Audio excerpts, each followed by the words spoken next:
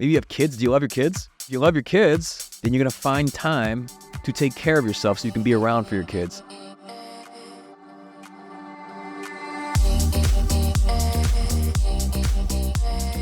I'm Michael Mogill, founder and CEO of Crisp, the nation's #1 law firm growth company. I've built my business through practice, not theory. Crisp started with just $500 to my name and has grown to over 8 figures in revenue over the last few years, earning a spot on the Inc. 500 list of the fastest growing private companies in America. Our approach has been to take everything we've learned about generating massive growth within our own organization and help the country's most ambitious and committed law firm owners do the same for theirs. In each episode of this podcast, I sit down with innovative market leaders from the legal industry and beyond to learn from those who thrive in the face of adversity, challenge the status quo, and define what it means to be a true game changer. This is Jessica, Head of Coaching Strategy at Crisp, and today we're flipping the script for another special edition episode to get Michael's take on why sacrificing your health for your business is actually sacrificing your business, how exercise without recovery makes you weaker, not stronger, and breaking the reactive chaos cycle that destroys your decision-making. You got to break this cycle. And what that means is you have to create some space. So if the first thing you do when you open your eyes in the morning is you check emails and you're just like immediately cortisol spikes, you're already stressed out, and then the last thing you do before you go to bed is you check emails, then you're just operating in a state of just chaos and calamity. That's coming up on the Game Changing Attorney podcast.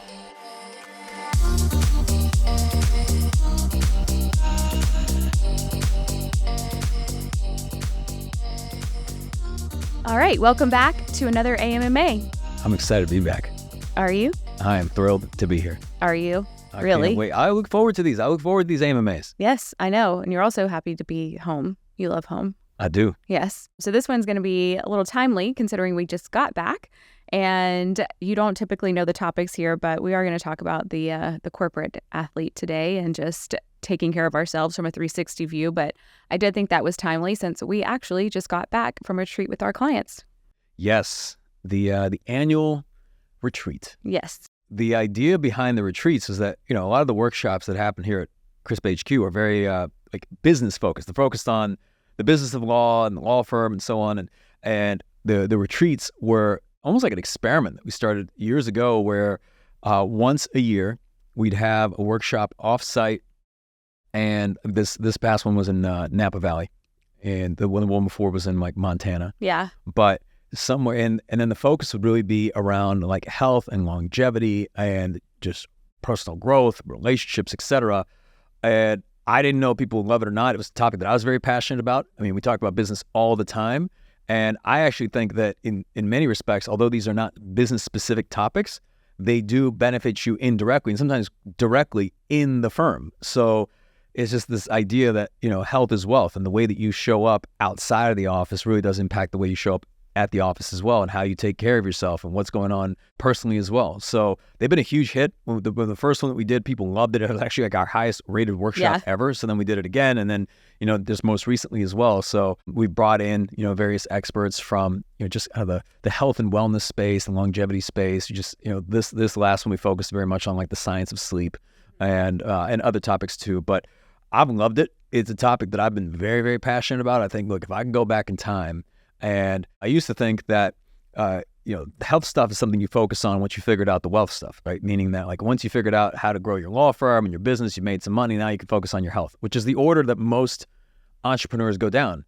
But knowing what I know today, and if I was succeeding in spite of making very bad health decisions early on, I think that goes for a lot of business owners, that if I had focused on the health stuff early on, which doesn't cost money, there's things that do, but it doesn't cost money to eat well, and then the exercise, and do the foundational fundamental pieces, that I would have been a much better leader to the team, to our clients, and we probably would have gotten to where we are today much earlier, much sooner. We would have grown much faster, as opposed to when you're working late nights and you're coming in exhausted and your decision making is compromised. A lot of us just succeed in spite of that, right? You succeed in spite of the hustle culture.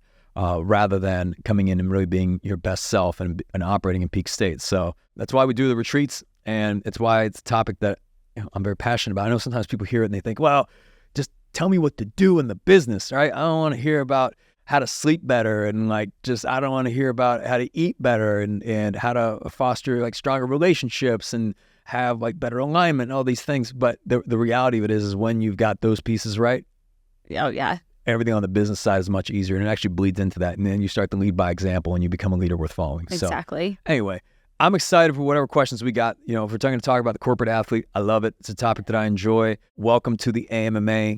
Ask Michael Mogill anything. You can ask Jessica Mogill anything too if you'd like. And you guys can submit questions texting us at 404-531-7691, and we might just answer it on the show. We do have other types of episodes. We've got the traditional interview format. We've got the encore editions. We've got a couple new segments coming.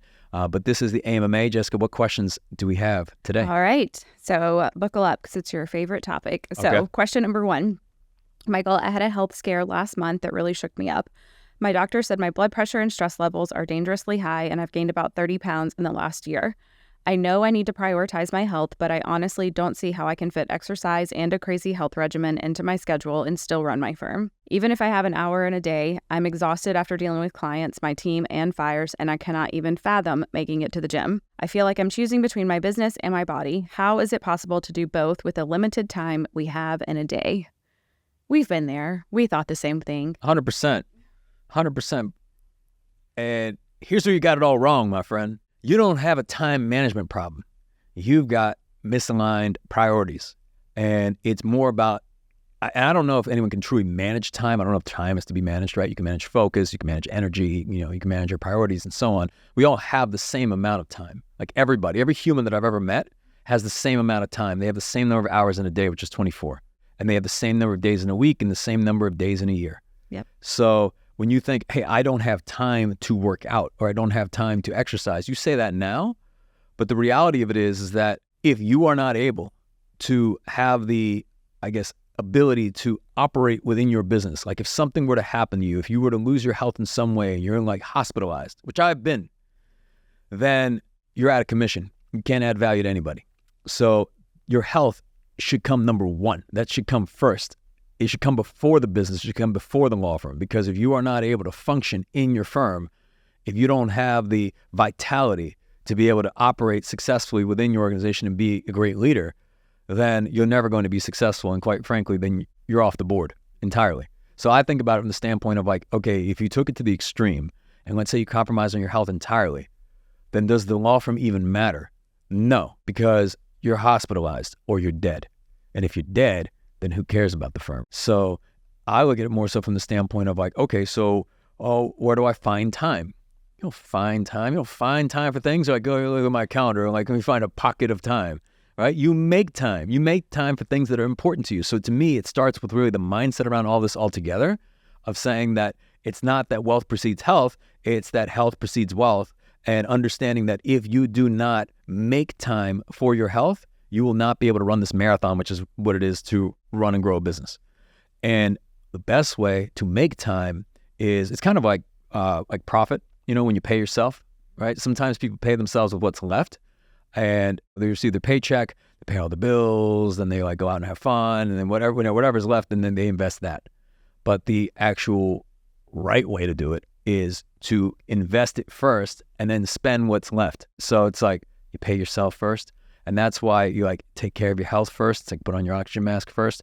The best way to do it is first thing in the morning when you wake up. Yep. I promise you, everybody has time at 5 a.m.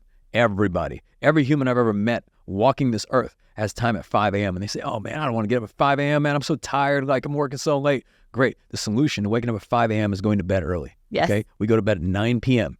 Every night. And look, I know a lot of really, really, really, really, really busy people and people that consider themselves very important people. And they find time for what's important.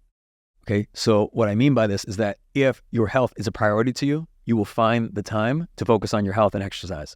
Sometimes I feel like when people talk this way, they're looking for someone to tell them like, yeah, you're right. You're going to just be a fat piece of shit. You just don't have time. You're doing everything you can.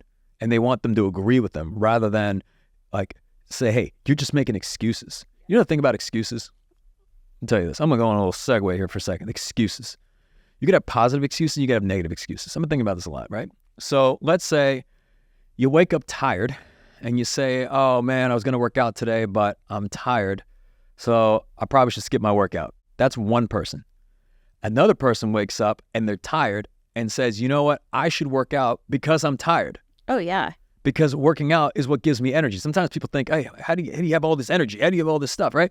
And it's like, oh, it's because I do these things that give me energy. It's like us a couple weeks ago. I mean, we're on, I don't know how many weeks now of doing the Murph every weekend. Every week. Since Memorial Day. And we both were like, oh, man. Like, we were just tired. It was Take a nap. Or do we go do 100 pull-ups, 200 push-ups, and 300 squats? Yeah. And we went with the ladder. Yeah. And we felt great after. Like, there was no need for a nap anymore. Exactly. And then guess what? This is what happens in retirement. This is why people say when you retire, you expire. Because when you say, hey, I'm going to go nap on the couch and then I'm going to sleep more, then you become more tired and more tired. Then you're tired all the time. Yes. Right? And you can never get caught up on enough sleep, because the issue is not the fact that you're sleep deprived. There's sleep debt.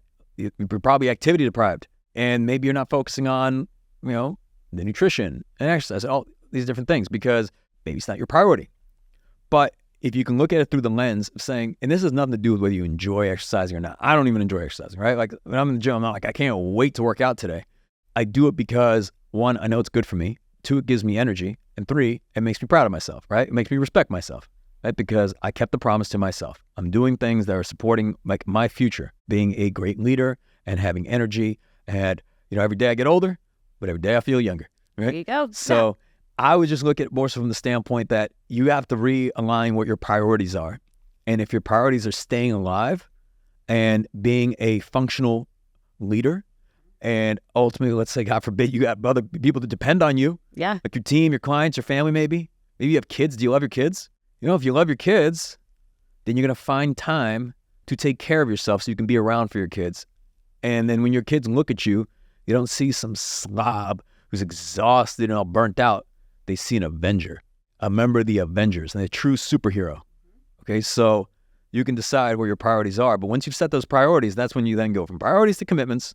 And once you make those commitments, you become an unstoppable force of nature. So you're going to make time. Yeah. I know like trauma surgeons, right? They're on call 24/7 to find time to train for triathlons. Here's another thing to think about this. And this is like something I always do whenever I start to, act like a little bitch or feel sorry for myself, right? I always think, hey man, there's somebody who had less than you and did more than you. And I say, okay, that's true. Like there's somebody who's already been in your exact same situation, had worse conditions, and did more than you did. So take comfort in that and get your ass to the gym. Or worst case, you know what? You don't have to go to the gym. Get down and give me 20 right now. You can do 20 push-ups, and you can do a couple sit-ups. You can do a couple jumping jacks and squats. Yeah, you could do right now. You could do 20 push-ups, 20 jumping jacks, 20 air squats. You could probably do 20 sit-ups and then do like 5 rounds of that right now, and I guarantee you'll feel better. And it does not require any money, doesn't require any equipment. It just requires your arms, your legs, and your body. Let's move on to question number 2. Hey, Michael, I run a mid-sized PI firm and was inspired by you to start focusing on my health. I have over 300 days logged on the Peloton, and I've definitely noticed a difference in my health, but I feel like I've plateaued recently and I'm not really seeing any significant improvements despite working out so consistently. Some days I even feel more tired after my workout than before, and I haven't seen the weight loss I expected from putting in all this work. Am I doing something wrong, or have I just reached that age where the exercise doesn't work as effectively? All right, we're talking about a couple different variables here. Yeah. I'm going to put on my exercise physiologist hat here for a moment, because we're talking about 2 confounding things, right? Number 1, you're talking about you feel tired. Okay, so we'll address that. And then you're saying you're not losing weight. Those are two separate things. If you're tired, that's probably a function of recovery and nutrition. So meaning that if you are you getting enough calories? Like, are you eating enough to get enough energy? And then also, are you recovering in terms of like sleep to support the amount of activity that you're doing? And if you're not, let's say if you're sleeping 4 hours a night and you're tired all the time, it doesn't matter how much you work out, right? You're not getting enough sleep. Correct. Right? And then like you don't really catch up on sleep debt. So you have to be more consistent in the number of hours that you sleep, at 7 hours a night, 8 hours a night, right? I would start there. And in regards to the you're not losing weight, you're not going to defy the laws of thermodynamics. Right? The reality of it is if you burn more than you consume, you lose weight. And if you consume more than you burn, then you gain weight. And here's a mindset shift. Exercise is not for losing weight. Like, you don't exercise to lose weight. When I see somebody banging themselves out on a treadmill and like just pouring beads of sweat and they think, I'm doing this to lose weight, I think you're doing it wrong, because the reality of it is that like you're not going to out-train a bad diet. And here's generally what happens. You are probably not tracking the number of like calories that you're eating. And then let's say you're running hard on the treadmill, you're working out really hard. You feel like, oh man, I've just had this great workout. I should be losing weight. Well, first of all, you don't know if you're burning more calories than you're consuming. Second piece is by working out harder. Sometimes when people go for a long run, they come back and they're hungrier. So then they eat more and it offsets the calories that they would have just burned from the run. If you were to eat, let's say you eat one crumble cookie, which is like 800 to 1,000 calories. I mean, you'd have to run, like 8 to 10 miles to offset that one cookie. Crazy. So sometimes, like, it's also a function of like your basal metabolic rate. But the whole point of this is that you exercise for fitness. You exercise for cardiovascular fitness. You exercise to build muscle, keep muscle, but you don't exercise to lose weight. How do you lose weight? It's all in diet and nutrition. So you lose weight by eating less calories than you burn, okay? And you do that over time. There's 3,500 calories in a pound roughly, right? And then look, there's going to be other variables like your basal metabolic rate, how much you burn by existing, right? But once you figure that out, I think the first step, and this kind of goes beyond what this answer really can be on the AMMA. I mean, this is an area that I'm passionate about, but not everyone's interested in this answer. If you want to lose weight, you start to track what you put in your mouth. Okay, there's an app called MyFitnessPal. You can get it. You start logging things. And don't log it, say, oh, I think I had a Chipotle burrito. You get a little scale and you say, I had this many grams of this and this many grams of that and this many grams of this. And you're going to say, oh, like there's probably people listening saying, oh man, that sounds extreme. I don't think I should do that. I don't want to count calories. Okay, in your business, do you think it's important to track metrics like your average case value, the number of leads that come in, your revenue, your profit? Like, do you kind of want to approximate it or do you want to know exactly, right? And to me, I can tell someone's not serious about something when they don't track something, okay? Like, it just doesn't really matter to them.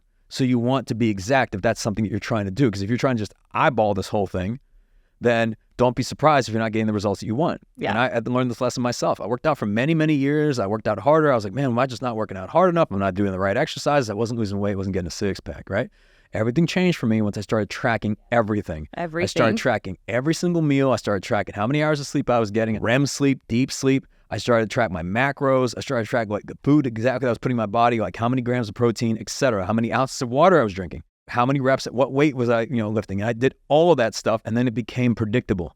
And it did not involve killing myself in the gym. Correct. Sometimes it didn't even involve breaking a sweat. Yeah. So in terms of the energy component, just to recap, you're probably not recovered. Maybe in some cases you're overtraining. You're doing too much, and you're not offsetting that either with enough calories or with enough rest, sleep. And then in terms of not losing enough weight, you're eating more than you're burning. Bottom line. That's it. Yes. All right. Okay, to close this out today with question number 3, I feel like I'm drowning and I need help figuring out how to create some structure in my day. I have a small criminal practice. It's just me and 2 other staff, and every morning I wake up and immediately get hit with emails, calls, and crises that need my attention. By the time I get to the office, I'm already behind and I can feel myself being reactive. I feel like my days are chaos and I want to find time to think clearly and be proactive about how I'm managing my business, but I go to bed exhausted and it starts all over again. What is the most impactful thing I can do to break this cycle? I need some kind of system or approach that gives me space to actually think and recover, because right now I feel like I'm just surviving each day rather than leading my business. Yeah, look, you're not alone. I mean, I would say that a good percentage of the firms that we help that come to us in this state. Yes. Meaning that they're stressed out, they're overwhelmed, they're working like crazy. I mean, they're all hard workers, but they're working 60, 70, 80 hours a week, and it's just in a state of chaos. Fight or flight 24/7. Exactly. Like their sympathetic nervous system is in like fight or flight all day long, and it's just from the morning, like eyes open until eyes closed.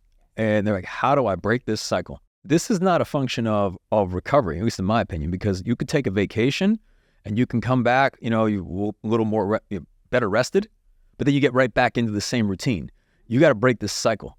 And what that means is you have to create some space. So if the first thing you do when you open, your eyes in the morning is you check emails and you're just like immediately cortisol spikes, you're already stressed out. And then, the last thing you do before you go to bed is, you check emails. Right. Then you're just operating in a state of just chaos and calamity. And I think a proper approach is, how do you create space? Well, if it's a capacity issue, chances are you may need to hire somebody or bring on some additional support to free you up. If you're so overwhelmed, then maybe you take on too many clients and it's just beyond what you're able to support right now.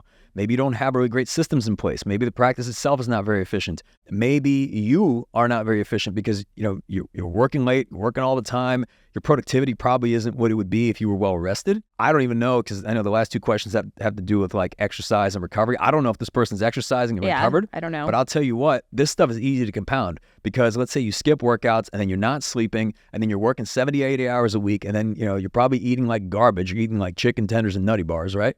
Oh yeah, that used to be us. It was us. I get it. And it just starts to compound. So like, it's like you don't have energy. You're stressed to the max. Your productivity is probably terrible. What do you control? Well, if we're going to go by the advice we just gave in the last two questions, it's number one, build your life around sleep. First of all, like if you can get a consistent 7-8 hours a night, you go to bed at the same time, you wake up at the same time, your life, every other aspect of your life will improve. Every other aspect. You'll be more likely to eat healthier, you'll be more likely to exercise, you'll be more likely to make better decisions in your firm, and you're actually going to start to make these positive changes. Number two, when you get into the firm specifically, on a tactical basis, you have to figure out, well, where's our time going? And are you even a productive person? If you are, let's say you're getting everything done and like you're doing as much as you can, as much as a human can do and as much as your team can do, then maybe it's time to bring on some additional support. Because you have to think, let's say nothing changes and this current cycle continues for another year, 5 years, 10 years, where does it lead to? And I'll tell you exactly where it leads to. I'll tell you exactly where this path goes. Let's say this practice generates $250,000 a year, $500,000 a year, maybe $1 million a year. You know what it generates next year? $500,000 a year. You know what it generates the following year? $500,000 a year. For 10 years, it's the same thing every single year, and you're working harder trying to make the same amount of money every single year, and it just is untenable and unsustainable, and you wonder, why can I not grow and scale this thing? Do I need to work harder? I can't seem to work harder because I'm already not sleeping. I'm just already burning the midnight oil, and it's because you have a broken system. Like the way, and it's not just in your firm, it's in your life. The way in which you're going about things is not conducive to scale. So the only way that things can improve is if you get things off your plate and if you start approaching things a different way. And we say, if nothing changes, nothing changes. Yeah. And look, we've done workshops on this. Our whole coaching program is based on this. And especially a lot of our elite firms, when they join us, a lot of this has to do with how do you upscale beyond yourself to create this capacity, to gain those capabilities. So it's kind of beyond, what we would talk about on this MMA alone. But I think the first step is realizing that it is you that is the problem. And it is you that can also be the solution. And it starts with you creating space and creating capacity for yourself. But if you had to start somewhere, it's get a good night's sleep and make sure that at the very, very minimum that you build your life around the sleep. Because if you're not sleeping in addition to all this, everything else is going to be compromised and you'll never be able to get out of this loop. Yeah. But at least if you are waking up refreshed, then at least you can start making better decisions, and then you can start building better habits. And then as a result of those things are going to start to compound. And you can start to get yourself out of this rut and out of this cycle. And I promise you that if you don't check your phone the first thing in the morning. Oh, yeah. And maybe you don't check until you get to the office, you're going to have a much calmer morning. Yes. And don't take the phone to bed. Yeah, don't take it to bed. Don't even put it in the bedroom. Yeah. It does not belong in the bedroom. Does not. All right. All right. Till next time. Until next time. You've been listening to the Game Changing Attorney podcast with Michael Mogill. If you found this episode valuable, here are 3 free ways that we can help you grow your law firm.